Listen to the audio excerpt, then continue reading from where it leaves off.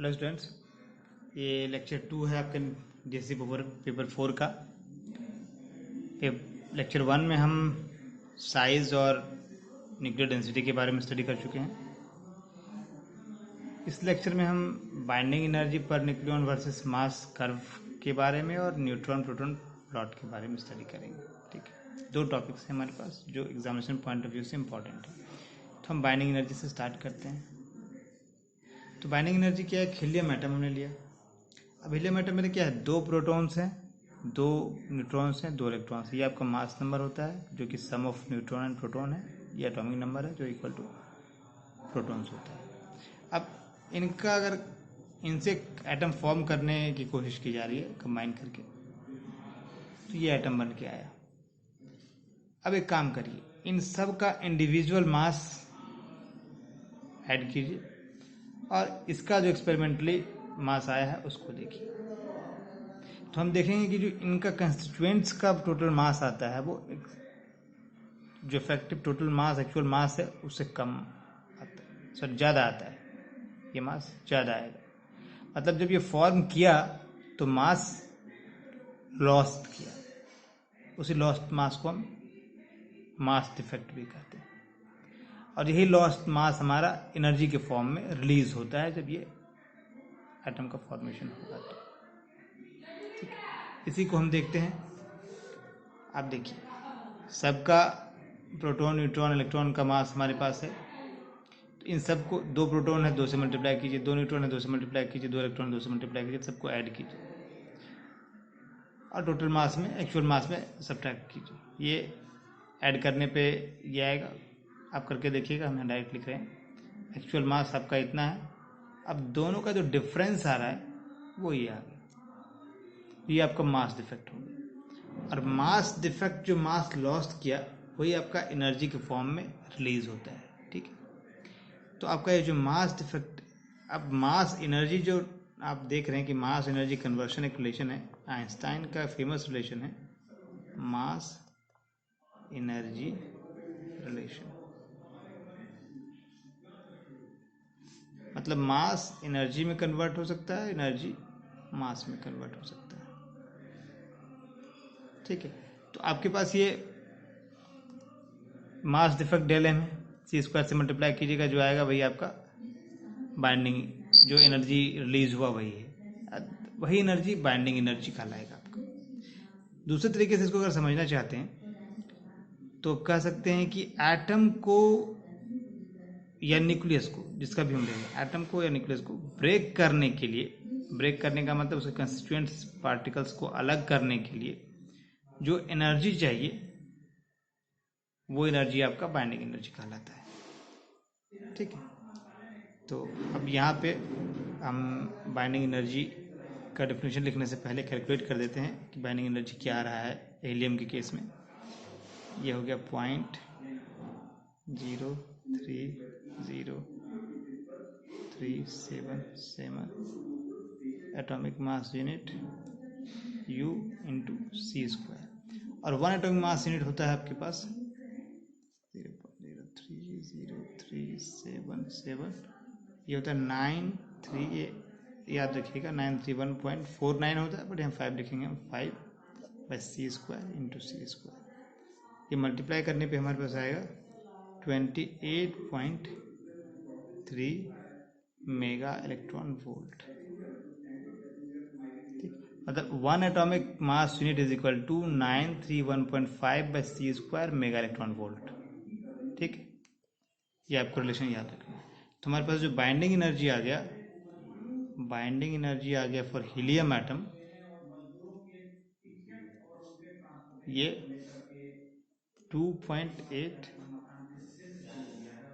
या 28.3 mega electron volt आ गया। अब बाइंडिंग एनर्जी का जो आपको बताया वो डेफिनेशन लिखते हैं। बाइंडिंग एनर्जी क्या है? सिंपल देखिए, बहुत ज़्यादा कॉम्प्लिकेट करने की ज़रूरत नहीं है।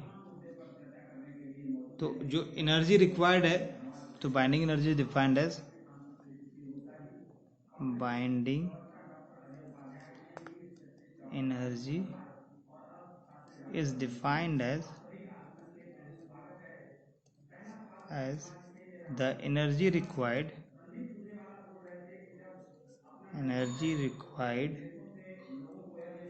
to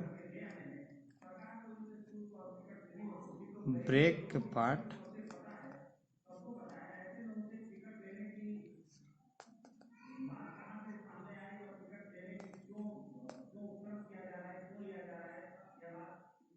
an assembly of nuclear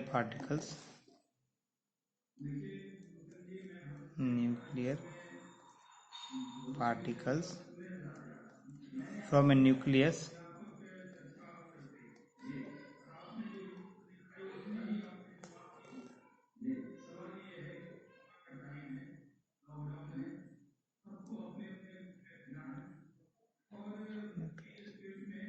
binding energy defined as the energy required to break apart an assembly of nuclear particles from nucleus.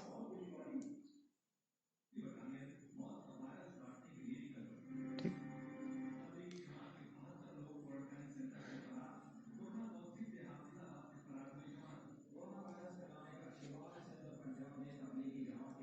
Basically ये आपका हो गया और ये ही क्लियर है, मतलब सिंपल है। बाइंडिंग एनर्जी न्यूक्लियस को उसके कंस्टिट्यूएंट पार्टिकल को अलग करने में लगा हुआ एनर्जी। अब इसका एक फॉर्मूला अगर हम लिखना चाहें तो वो इस तरह से लिखेंगे, binding energy is equal to Z time mass of, Z आपका नंबर ऑफ प्रोटॉन्स हो गया या नंबर ऑफ इलेक्ट्रॉन्स हो गया। अगर मास ऑफ हाइड्रोजन एटम लिखते हैं तो दोनों आ गया हमारे पास, इलेक्ट्रॉन भी इंक्लूडेड है इसमें, plus number of neutrons into mass of neutron minus actual mass of the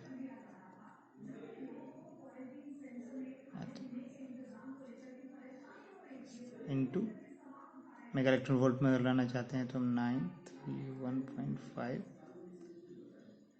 mega electron volt, ये आपका बाइंडिंग एनर्जी का फॉर्मूला हो गया।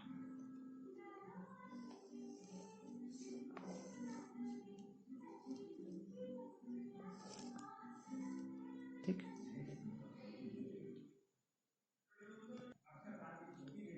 अब अगर बाइंडिंग एनर्जी आप हर एक न्यूक्लियस का निकालते हैं, आपके एटम पीरियोडिक टेबल में एटम्स हैं, सबका अगर बाइंडिंग एनर्जी निकालें या न्यूक्लियस की बाइंडिंग एनर्जी निकालें तो आप ऑब्जर्व करेंगे कि बाइंडिंग एनर्जी जो आपके पास आ रहा है that is proportional to mass number. ठीक, जैसे जैसे मास नंबर बढ़ेगा बाइंडिंग एनर्जी आपका बढ़ेगा, तो काफ़ी वेरिएंस हो जाता है। अगर जैसे हीलियम अल्फा पार्टिकल का बाइंडिंग एनर्जी देख रहे हैं तो 28.3 आएगा, वही अगर आप बिस्मथ का देखेंगे तो 28.3 मेगा इलेक्ट्रॉन वोल्ट, और वही अगर बिस्मथ का आप देखेंगे तो 1640 मेगा इलेक्ट्रॉन वोल्ट आएगा, मतलब काफ़ी वेरिएशन है। तो कंपेयर करने के लिए एक तरीका खोजा गया कि बाइंडिंग एनर्जी पर न्यूक्लियॉन निकालते हैं फिर कंपेयर करते हैं। ठीक, तो बाइंडिंग एनर्जी जो है, बाइंडिंग एनर्जी पर न्यूक्लियॉन, मतलब क्या हुआ, बाइंडिंग एनर्जी को मास नंबर से डिवाइड करके वैल्यू लाया गया। मास नंबर, ये हमारा मास नंबर है, तो binding energy by mass number करने के बाद सबका बाइंडिंग एनर्जी, अब इस जो बाइंडिंग एनर्जी पर न्यूक्लियॉन आया और हमारे पास मास नंबर है, दोनों के बीच एक कर्व ड्रॉ किया गया। ठीक, देखिए ये कर्व जो है बाइंडिंग एनर्जी पर न्यूक्लियॉन वर्सेस मास नंबर का है। यहाँ जो स्मॉल न्यूक्लियस हैं वो है, ऊपर में कुछ पीक्स हैं और फिर डिक्रीज कर रहे हैं। मतलब क्या कि बाइंडिंग एनर्जी देखिए यहाँ कम था, बाइंडिंग एनर्जी पर न्यूक्लियॉन इंक्रीज किया, सडन पीक्स आए और फिर यहाँ पे मैक्सिमम आया, ये आपका मैक्सिमम पॉइंट है। इस पॉइंट का जो एनर्जी है मैक्सिमम,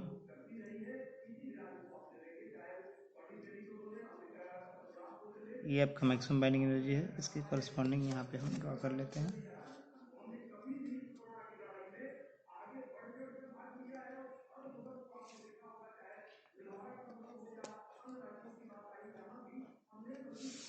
ये maximum binding energy, maximum binding energy जो आता है वो आता है 8.8 MeV, और इसके कॉरस्पॉन्डिंग जो मास नंबर है वो है 56।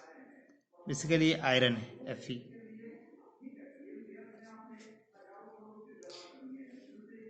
यहाँ पे ड्यूटेरियम एटम है, ये पीक्स पे सर्टन स्टेबल एटम्स हैं। इसके लिए एक अलग ग्राफ में आपको दिखाता हूँ।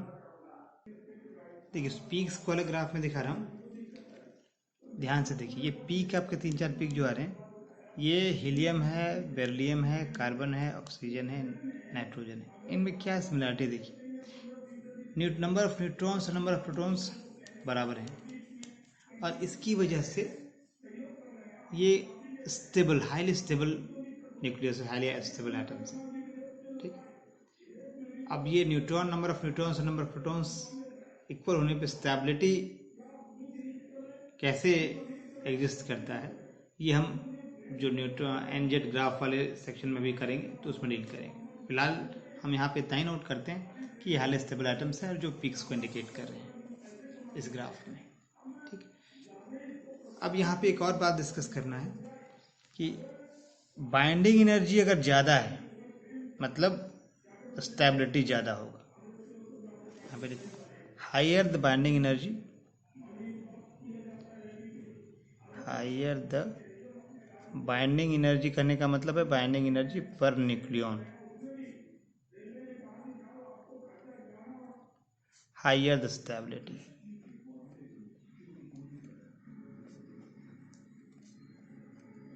स्टेबिलिटी, ठीक, बाइंडिंग एनर्जी ज़्यादा है तो स्टेबिलिटी ज़्यादा होगा। इसका मतलब जो है इस रीजन में जो है आयरन जो है मोस्ट स्टेबल है। इधर बाइंडिंग एनर्जी लेस है तो ये लेस स्टेबल होगा, इधर बाइंडिंग एनर्जी लेस हो रहा है तो लेस स्टेबल होगा। और हमेशा टेंडेंसी होगा कि जो लेस स्टेबल है वो किसी भी तरह से स्टेबल वाले फॉर्म में जाए। तो एक रीजन यहाँ पे एज्यूम करते हैं, ये डिफरेंसेस है, डिफरेंट बुक में डिफरेंट रीजन दे रखा है, बट एक सिंपल सा अगर हम एक रीजन बना दें इसमें, हालांकि बहुत सारे बुक में इसी लाइन को के पास दिखाएगा। एक मिनट, अब ये हमने दो रीजन रख दिया है कि ये भी लेस स्टेबल वाला रीजन है जो मास नंबर 20 से कम का है, और जो मास नंबर 120 से ज़्यादा है वो भी लेस स्टेबल है। ये लार्जर एटम्स हैं, यहाँ पे स्मॉलर एटम्स है, लार्जर न्यूक्लिया, स्मॉलर न्यूक्लिया है। तो अगर इसको हम 3 रीजन बांटते हैं, रीजन 1 है, रीजन 2 है और रीजन 3 है। देखिए इधर बाइंडिंग एनर्जी पर न्यूक्लियस कम होते जा रहा है, इधर भी कम है, तो यहाँ लेस स्टेबल होगा, ये भी लेस स्टेबल होगा, और हमेशा टेंडेंसी होगा लेस स्टेबल से वो स्टेबल में आए। इस रीजन से न्यूक्लिया इसमें आना चाहेगा, इसमें न्यूक्लिया आना चाहेगा, स्टेबिलिटी। तो क्या करेगा सो देखिए, इस रीजन में जो लार्जर न्यूक्लियस है वो ब्रेक होके स्मॉलर न्यूक्लिया और साथ में high amount of energy release होगा। ठीक है, तो इसका बाइंडिंग एनर्जी पर न्यूक्लियन कम है, लेकिन इसका बाइंडिंग एनर्जी पर न्यूक्लियन ज़्यादा होगा, तो इस रीजन में स्टेबल। तो मैंने स्टेबिलिटी गेन करने के लिए क्या करें, ये प्रोसेस कहलाता है फ्यूजन, न्यूक्लियर फ्यूजन। ठीक, तो इस रीजन वाला जो न्यूक्लिया है वो न्यूक्लियर फ्यूजन करके और स्टेबल न्यूक्लिया में आना चाहेगा, स्मॉल इसमें आ जाएगा। और इस रीजन में जो स्मॉल वाले हैं, तो दो स्मॉल न्यूक्लियस आपस में मिलके प्लस ये एक लार्जर न्यूक्लिया बनाएंगे, प्लस अमाउंट ऑफ एनर्जी निकलेगा। तो ये प्रोसेस कहलाता है फ्यूजन, न्यूक्लियर फ्यूजन। ठीक, ये स्टेबल रीजन लिख देते हैं, और ये आपका दोनों अनस्टेबल रीजन है। क्यों अनस्टेबल है आपको पता है, क्योंकि बाइंडिंग एनर्जी लेस है, अनस्टेबल। तो इसमें न्यूक्लियर फ्यूजन होगा, इसमें न्यूक्लियर फ्यूजन ही लिख दिया यहाँ पे, फ्यूजन है, सॉरी फ्यूजन नहीं, न्यूक्लियर फ्यूजन है। तो ये हो गया हमारा इस कर्व का एनालिसिस। कर्व में क्या मेन पॉइंट उभर के आया, ठीक है। पहला कि high the binding energy per nucleon, higher the stability. दूसरा पॉइंट कि जो अनस्टेबल रीजन में है वो स्टेबिलिटी गेन करने के लिए ये मास सेट करेंगे अपना टूट के, और ये मास गेन करेंगे कंबाइन होके, ठीक है। तो इस बात को आप चाहें तो लिख सकते हैं, ठीक। इस बात को अगर नोट कर दें तो इसको लिख लीजिए, पॉइंट आएगा higher the binding energy per nucleon, binding energy per nucleon of a nucleus, the greater the stability, greater is the stability of the atom,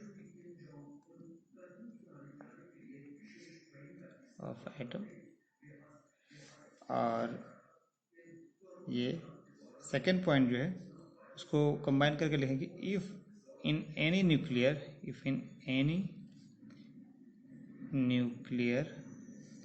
transformation the binding energy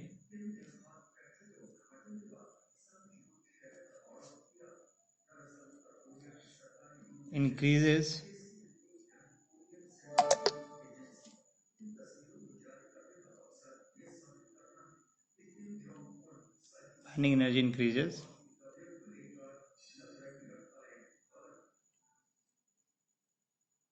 it would lead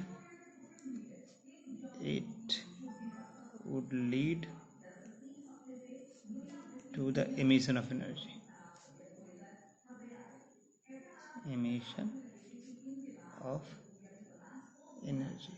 तो यहाँ दो process आ रहे हैं, एक nuclear fusion है जो reason 1 में हो रहा है, और एक न्यूक्लियर फ्यूजन है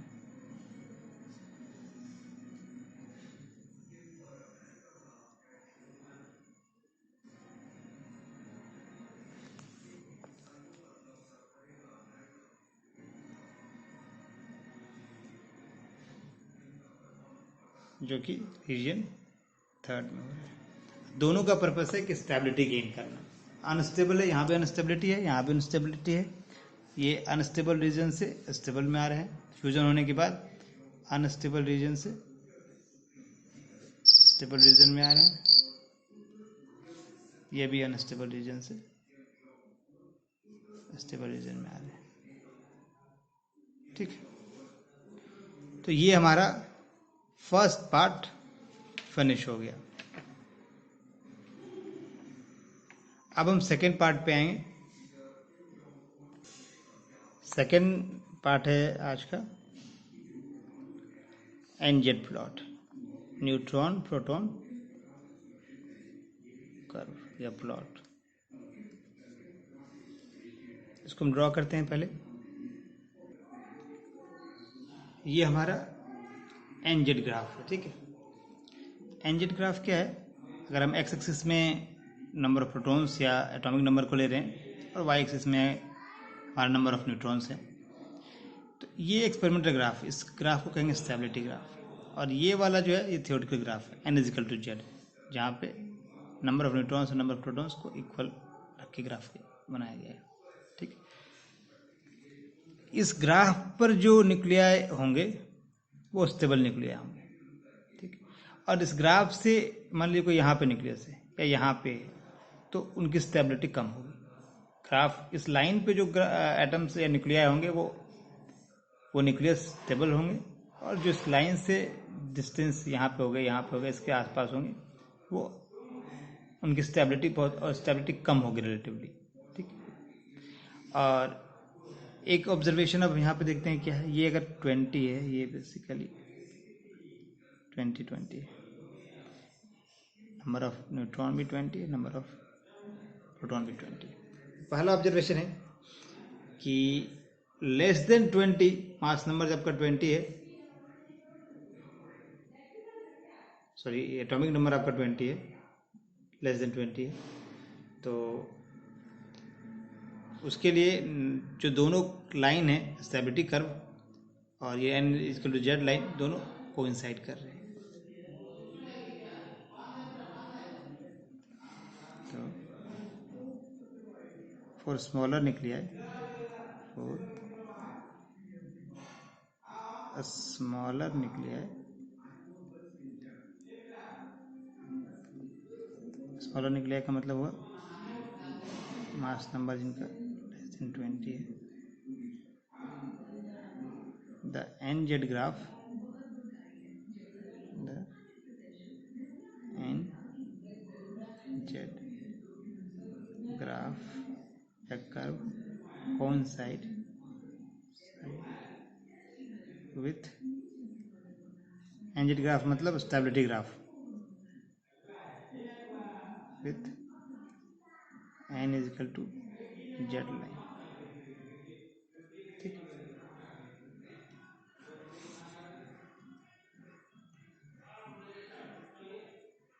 मतलब क्या हुआ कि मास नंबर लेस देन 20 के लिए नंबर ऑफ प्रोटॉन्स और नंबर ऑफ न्यूट्रॉन्स इक्वल है, लेकिन जैसे इससे आप आगे बढ़ते हैं तो देखिए ये जो एक्सपेरिमेंटल ग्राफ है वो ऊपर की ओर मूव कर रहा है। इसका मतलब नंबर ऑफ न्यूट्रॉन्स इंक्रीज कर रहा है आपका। आगे जो न्यूक्लियस है उसमें number of atoms and number of neutrons increase कर रहा है। ठीक है, तो सेकेंड ऑब्जर्वेशन लिखते हैं। ये फर्स्ट ऑब्जर्वेशन है, सेकेंड लिखिए। As mass number keeps on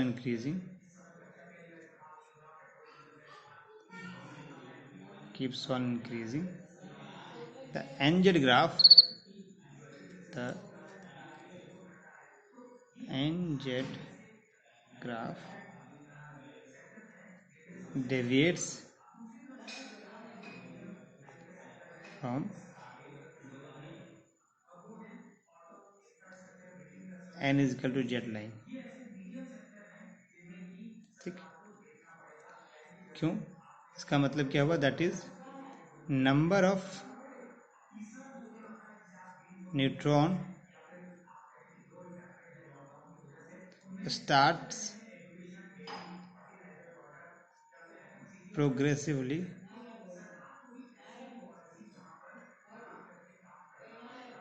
exceeding the number of protons, exceeding the number of protons, the number of protons।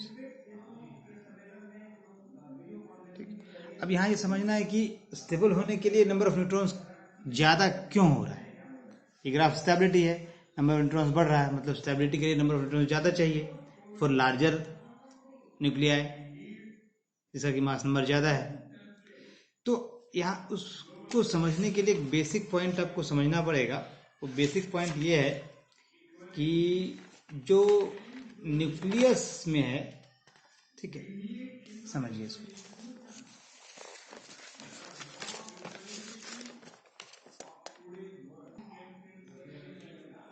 जो न्यूक्लियस है उसके अंदर, ये सपोज न्यूक्लियस है, ठीक, इसके अंदर आपका प्रोटॉन्स, न्यूट्रॉन्स,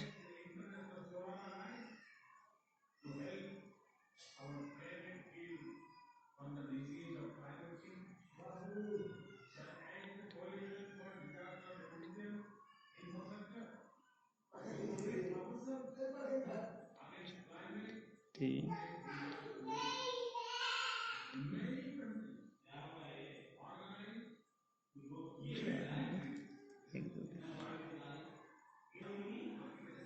देखिए यहाँ न्यूट्रॉन्स और प्रोटॉन्स हैं।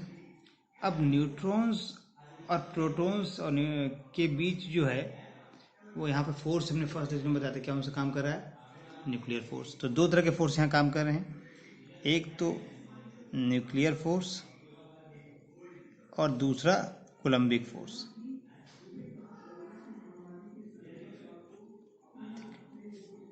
एक ही न्यूक्लियर फोर्स आपका न्यूट्रॉन न्यूट्रॉन के बीच काम करेगा, न्यूट्रॉन प्रोटॉन के बीच काम करेगा, प्रोटॉन प्रोटॉन के बीच काम करेगा। लेकिन कोलम्बिक फोर्स सिर्फ चार्ज डिपेंडेंट है, तो सिर्फ प्रोटॉन प्रोटॉन के बीच काम कर रहा है। तो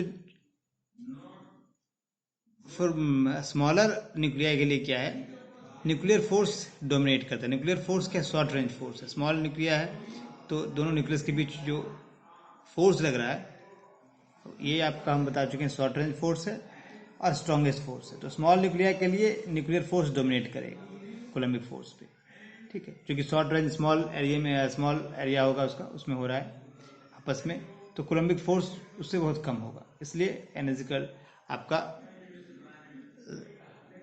कोई दिक्कत नहीं है स्टेबिलिटी को लेके। लेकिन जब न्यूक्लियर लार्जर हो जाएगा, मतलब बड़ा न्यूक्लियस का साइज भी बढ़ेगा, और साइज बढ़ेगा तो जो न्यूक्लियस जो न्यूट्रॉन आपस में जो न्यूट्रॉन या प्रोटॉन करीब बहुत करीब हैं उनमें तो न्यूक्लियर फोर्स रहेगा, लेकिन जो न्यूट्रॉन प्रोटॉन दूर हैं थोड़ा सा किनारे में साइड में, उनके बीच न्यूक्लियर फोर्स नहीं लग पाएगा, क्योंकि न्यूक्लियर फोर्स काफ़ी शॉर्ट रेंज है। लेकिन कोलम्बिक फोर्स के साथ ऐसा कोई प्रॉब्लम नहीं है, वो प्रोटॉन प्रोटॉन के बीच लगेगा ही लगेगा। तो ऐसे केस में जब नंबर ऑफ लार्ज न्यूक्लिया हो जाता है तो कोलम्बिक फोर्स डोमिनेट करना स्टार्ट कर देता है, ठीक। अब उसी को कंपनसेट करने के लिए नंबर ऑफ न्यूट्रॉन्स का ज़्यादा होना जरूरी है, क्योंकि नंबर ऑफ न्यूट्रॉन्स ज़्यादा होगा तो आपका न्यूक्लियर फोर्स ज़्यादा होगा और वो कोलम्बिक फोर्स पे डोमिनेट करेगा। न्यूक्लियर फोर्स क्या है, बांध के रखना चाह रहा है, कोलम्बिक फोर्स क्या है, रिपल्सिव फोर्स है, वो तोड़ना चाहेगा। तो न्यूक्लियर फोर्स डोमिनेट करेगा तो आपका एटम स्टेबल होगा, ठीक है। इसी बात को हम लिख लेते हैं। पॉइंट क्या है कि for small nucleus a strong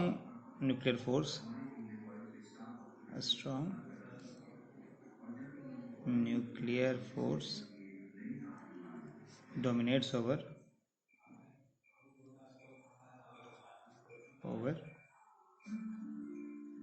repulsive coulombic force,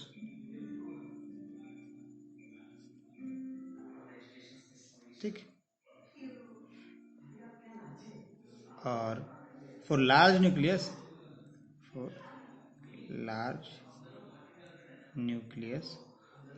extra number of neutrons is required to compensate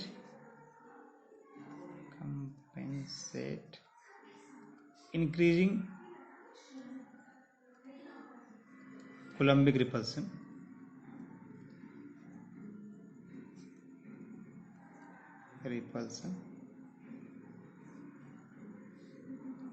ये दो पॉइंट था। अब क्लियर हो गया होगा कि स्टेबिलिटी कर्व झुक क्यों रहा है, NH/Z लाइन से दूर क्यों जा रहा है, नंबर ऑफ न्यूट्रॉन्स क्यों बढ़ रहे हैं, क्योंकि नंबर ऑफ न्यूट्रॉन्स जरूरी है उसको स्टेबल बनाने के लिए। तो स्टेबिलिटी का नंबर ऑफ न्यूट्रॉन्स ज़्यादा होगा तभी वो न्यूक्लियर फोर्स डोमिनेट कर पाएगा कोलम्बिक फोर्स के ऊपर और वो एटम स्टेबल होगा। अब जो सबसे लास्ट पॉइंट मेरे पास एक बचा है न्यूक्लियर एनर्जी लेवल का। तो जैसे आपका nuclear energy level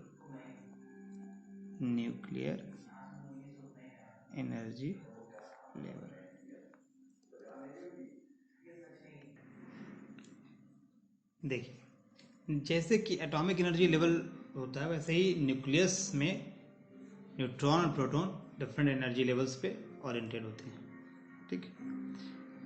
neutron proton के एनर्जी लेवल्स अलग होंगे बट सिमिलर होंगे। अब ये देखना है कि दो एग्जांपल हम लेते हैं, एक बोरोन है एक कार्बन। अब न्यूक्लियॉन्स जो हैं वो फर्मियोन्स हैं, तो पॉलो एक्सक्लूजन प्रिंसिपल्स फॉलो करेंगे। एक लेवल पे आपके 2 से ज़्यादा नहीं हो सकती, ये प्रोटॉन्स का है, ये न्यूट्रॉन्स का, प्रोटॉन्स का, न्यूट्रॉन्स का। तो बोरोन में आपके पास 5 प्रोटॉन्स है और 7 न्यूट्रॉन्स है। तो 5 प्रोटॉन्स आपके